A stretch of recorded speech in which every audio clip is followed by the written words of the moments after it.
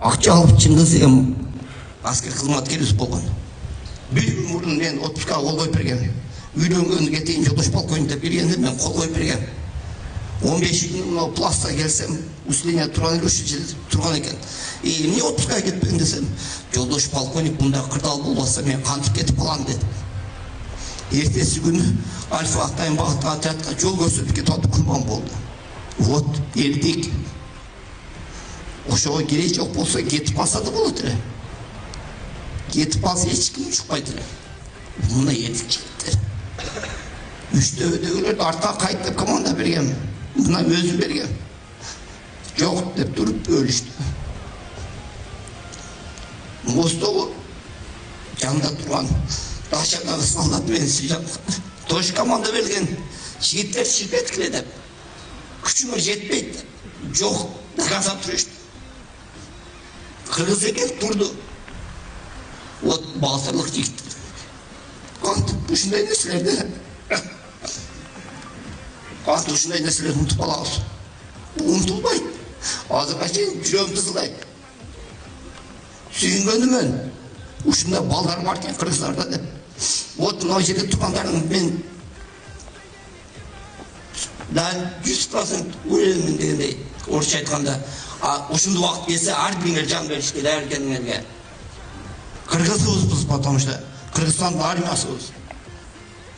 Жаңыл күч жаңыл аткан куралда эмес, күч жаңы келип аткан системаларда эмес, күч мына сиздерде.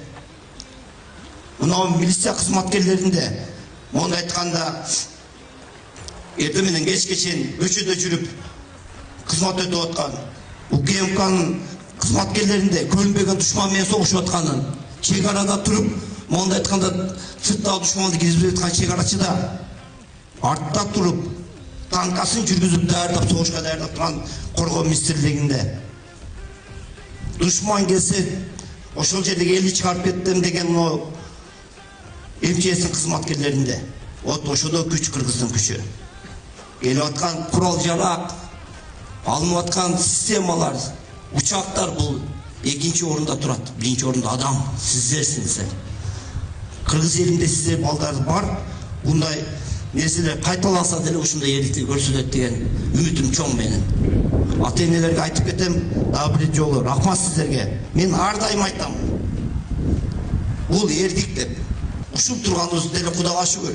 Ушундай президентибиз бар, төрөгабыз бар, директорлорубуз бар. Ошон үчүн ушундай деңгээлге жетип атабыз. Ушундай частар түшүп атат, ушундай куралдар алынып атат. Азыр мондай айтканда душмандын частан чыгарбай туруп жок кылып отурган курал жарактарыбыз бар уже. Биз жака көз артканда уже колдонуп кое турган курал жарактарыбыз бар. Кудайга шүгүр, ошонун баары бизди күчтүү кылат.